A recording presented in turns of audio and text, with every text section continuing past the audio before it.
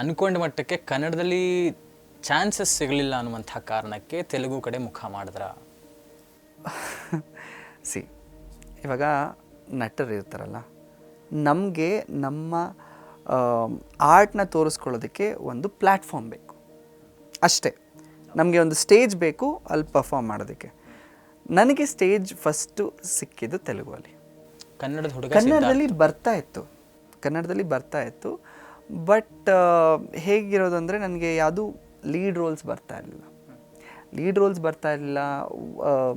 ಆವಾಗಲೇ ಹೀರೋ ಆಗಬೇಕು ಅಂತ ಎಕ್ಸ್ಪೆಕ್ಟ್ ಮಾಡಿದ್ರಾ? ಇಲ್ಲ, ಆ ಥರ ಇಲ್ಲ. ನಾನು ಯಾವುದಕ್ಕೂ ಯಾವ ಪ್ರಾಜೆಕ್ಟ್ಗೂ ಇಲ್ಲ ಅಂದಿಲ್ಲ. ನನ್ನ ಲೈಫ್ ಬರ್ತಿತ್ತು, ಲೀಡ್ ರೋಲ್ ಬರಲಿಲ್ಲ. ಇಲ್ಲ, ನಾನು ಹೇಗೆ ಹೇಳಿ, ಲೀಡ್ ರೋಲ್ ಬರಲಿಲ್ಲ. ಬಟ್ ನನ್ನ ಪಾಪೆ ಮಾ ಜೀವನ ಜೊತೆಗಿಂತ ಮುಂಚೆ ಮನಸ್ಸೆಲ್ಲ ನೀನೇ ಮಾಡಿದೆ ಅಲ್ವಾ. ಸೊ ಇವಾಗ ಒಂದು ಪ್ರಾಜೆಕ್ಟಲ್ಲಿ ನಿಮಗೆ ಹೇಳೋದೇ ಬೇರೆ, ಅಲ್ಲಿ ನಡೆಯೋದೇ ಬೇರೆ.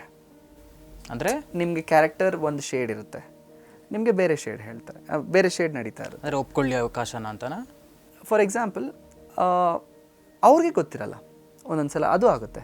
ಸ್ಕ್ರಿಪ್ಟಲ್ಲಿ ನಿಮ್ಮನ್ನು ಪಾಸಿಟಿವ್ ಆಗಿ ತೋರಿಸ್ತಿರ್ತಾರೆ, ತಕ್ಷಣ ನೆಗೆಟಿವ್ ಮಾಡ್ತಾರೆ. ಯಾವಾಗ ಬೇಕಾದರೂ ಬದಲಾವಣೆ ಆಗ್ಬೋದು. ಸೊ ನಾನು ಅವ್ರನ್ನೂ ಬ್ಲೇಮ್ ಮಾಡಲ್ಲ. ಸೀರಿಯಲ್ಸ್ ಹತ್ರ ನಡೆಯುತ್ತೆ.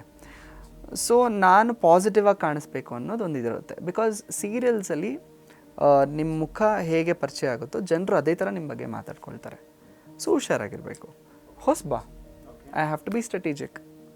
ಆ ಟೈಮಲ್ಲಿ ನನಗೆ ಲೀಡ್ ಸಿಕ್ಕಿದ್ದು ಸ್ಟಾರ್ ಮಾಮ್ ತೆಲುಗಲ್ಲಿ. ಕನ್ನಡದ ಹುಡುಗ ಸಿದ್ಧಾರ್ಥ್ ಆರ್ ಸ್ವಾಮಿ ಕನ್ನಡದಲ್ಲೇ ಗುರುತಿಸ್ಕೊಳ್ಳೋಕ್ಕಾಗಲಿಲ್ಲ ಅನ್ನುವಂಥ ಒಂದೇ ಮೇನ್ ರೀಸನ್ಗೆ ನೀವೇನೇ ಹೇಳ್ಬೋದು, ಪಾಸಿಟಿವ್ ಆಗಿ ಕಾಣಿಸ್ಕೊಳ್ಬೇಕು, ನಾವು ರಿಜಿಸ್ಟರ್ ಆಗಿಬಿಡ್ತೀವಿ. ಇಲ್ಲಿ ಸರಿಯಾಗಿ ನೆಟ್ಟಿಗೆ ಅವಕಾಶ ಸಿಗಲಿಲ್ಲ ಅಂತ ತಾನೇ ತೆಲುಗು ಹೋಗಿದ್ದು ನೀವು? ನೆಟ್ಟಿಗೆ ಅವಕಾಶ ಸಿಗೋದು ಅಂತ ಹೇಳೋದು ತಪ್ಪಾಗುತ್ತೆ. But at the same time ಇಲ್ಲಿ ಏನಾಗುತ್ತೆ, ಸರ್ವೈವಲ್ಲು ಮುಖ್ಯ ಆಗುತ್ತೆ. ಆ್ಯಕ್ಟರ್ ಆಗಿ ಸರ್ವೈವಲ್ ಅಂದರೆ ಅಷ್ಟು ನಂಬರ್ ಆಫ್ ಡೇಸ್ ನಮಗೆ ಬರಬೇಕಲ್ವ. ಇವಾಗ ನಾನೊಂದು ಸೀರಿಯಲ್ ಒಪ್ಕೊಳ್ತೀನಿ, ಅಲ್ಲಿ secondary role may be hero ತಮ್ಮ ಆ ಥರ ಏನೋ ರೋಲ್ ಇರುತ್ತೆ. ನೀವು 3 to 4 ಡೇಸ್ ಶೂಟ್ ಮಾಡಿದ್ರಿ ತಿಂಗಳಲ್ಲಿ, ನಿಮಗೆ ಹೇಗೆ ವರ್ಕೌಟ್ ಆಗುತ್ತೆ? ಓಕೆ, ನನ್ನ ಸಬ್ಜೆಕ್ಟ್ ಅಂದರೆ ನನ್ನ ಲೈಫಲ್ಲಿ ನಾನು ಬೇರೆ ಏನೂ ಮಾಡ್ತಾ ಇರಲಿಲ್ಲ. ಟ್ಯೂಷನ್ಸು ಬಿಟ್ಟಿದ್ದೆ ಬಿಕಾಸ್ ಆಫ್ ಕೆಫೆ ಅವೆಲ್ಲ. ಕೋವಿಡ್ ಟೈಮಲ್ಲಿ ಟ್ಯೂಷನ್ಸು ಬಿಟ್ಟೆ, ಕೆಫೆನೂ ಅಷ್ಟು ಸರಿಯಾಗಿ ನಡೀತಾ ಇರಲಿಲ್ಲ. ನನ್ನ ಪಾಡಿಗೆ ನಾನು ವರ್ಕೌಟ್ ಮಾಡ್ತಿದ್ದೆ, ಶೂಟ್ಗೆ ಹೋಗ್ತಿದ್ದೆ. ನನ್ನ ಜೀವನನೇ ಅಷ್ಟಿತ್ತು. ಸೊ ಜೀವನದ ನಿರ್ವಹಣೆಗೆ ದುಡ್ಡಿಗೆ ಒತ್ತು ಕೊಟ್ಟು ತಮಗೆ ತೆಲುಗುನಲ್ಲಿ ದುಡ್ಡು ಚೆನ್ನಾಗಿ ಸಿಗುತ್ತೆ ಅನ್ನುವಂಥ ಕಾರಣಕ್ಕೆ ಹೋದ್ರೆ ಅದೊಂದು ಪಾಯಿಂಟ್ ಆ್ಯಕ್ಚುಲಿ ನಾನು ಮೆನ್ಷನ್ ಮಾಡಲೇಬೇಕು. ತೆಲುಗಲ್ಲಿ ಮಾರ್ಕೆಟ್ ದೊಡ್ಡದಾಗಿದೆ, ರೆವೆನ್ಯೂ ಜಾಸ್ತಿ ಜನ್ರೇಟ್ ಆಗುತ್ತೆ. So the pay is better there. So ಕನ್ನಡದಲ್ಲಿ ಮಾರ್ಕೆಟ್ ಕಮ್ಮಿ? No, if you look at the viewership, simple TRP. ಇವಾಗ ನಿಮ್ಮದು ನ್ಯೂಸ್ ಚಾನಲ್, ಇವಾಗ currently this is a news channel and ಇಲ್ಲೂ ನೀವು TRP ಯಾವ ಥರ ರೆವೆನ್ಯೂ ಜನ್ರೇಟ್ ಆಗ್ತಿದೆ ಅಂತ ಎಲ್ಲ ನೋಡ್ತಾ ಇರ್ತೀರಾ, ಹೌದು? So it is just market. ಇವಾಗ ಹಿಂದಿ ಮಾರ್ಕೆಟ್ ಯಾಕಷ್ಟು ದೊಡ್ಡದಾಗಿದೆ? ವ್ಯೂವರ್ಶಿಪ್ ಜಾಸ್ತಿ ಇದೆ. ಇವಾಗ ತೆಲುಗು ಬಿಗ್ ಬಾಸ್ ಇದೆ ಅಲ್ವಾ, ತೆಲುಗು Bigg Boss season 4, you can just research it. Season 4 had one of the highest TRPs. It has ಅಂದರೆ ಅದು TRP ಹಿಂದಿ ಬಿಗ್ ಬಾಸ್ಗಿಂತ ಜಾಸ್ತಿ ಇತ್ತು ಆ ಒಂದು ಸೀಸನ್ ನಾನು ಹೇಳ್ತಿರೋದು. ಅಫ್ಕೋರ್ಸ್ ಕನ್ನಡ ಬಿಗ್ ಬಾಸನ್ನು ಯಾವುದೋ ಒಂದು ಸೀಸನ್ ಸಿಕ್ಕಾಪಟ್ಟೆ ಒಳ್ಳೆ TRP ಇತ್ತು. ಸೀಸನ್ 11 ತುಂಬ ಒಳ್ಳೆ TRP ಇತ್ತು. ನಿಮಗೆ ಇವಾಗ ಏನು ಅರ್ಥ ಆಗ್ತಿದೆ, ಆ ಪ್ರೋಗ್ರಾಮ್ ಮೇಲೆ TRP ಬದಲಾವಣೆ ಆಗುತ್ತೆ.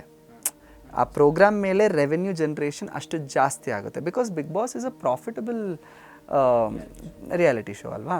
ಸೊ ಇಲ್ಲೇ ನೀವು ಮಾರ್ಕೆಟ್ ಪಾಯಿಂಟ್ ಆಫ್ ವ್ಯೂಯಿಂದ ನೋಡಿದ್ರೆ ಅಲ್ಲೇ ಮಾರ್ಕೆಟ್ ಯಾವ ಥರ ಮ್ಯಾನಿಪುಲೇಟ್ ಆಗುತ್ತೆ ಅಂತ ನೀವು ನೋಡ್ತಾ ಇದ್ದೀರಾ. ಸೊ ಎಲ್ಲಿ ಮಾರ್ಕೆಟ್ ಇದೆಯೋ ಅಲ್ಲಿ ಹೋಗೋದು, ಎಲ್ಲಿ ಸ್ವೀಟ್ ಇದೆಯೋ ಅಲ್ಲಿ ನಾವು ಇರುವೆಗಳ ಥರ ನಾವು ಹೋಗ್ತೀವಿ.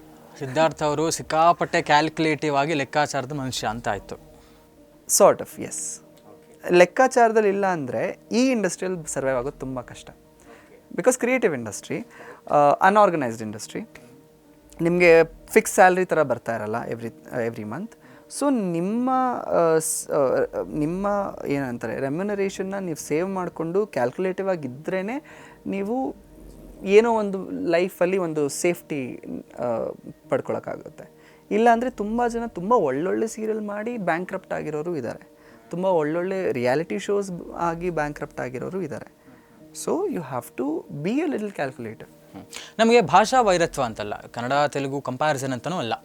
ಆದರೆ ಈ ಸೀರಿಯಲ್ ಇಂಡಸ್ಟ್ರಿ ಅಂತ ತೊಗೊಳ್ಳೋದು ಅಂತ ಆದಾಗ ತೆಲುಗುನಲ್ಲಿ ಇಟ್ ಇಸ್ ವೆರಿ ಗುಡ್. ಅಂದರೆ ಆರ್ಟಿಸ್ಟ್ಗಳನ್ನು ಟ್ರೀಟ್ ಮಾಡುವಂಥ ರೀತಿ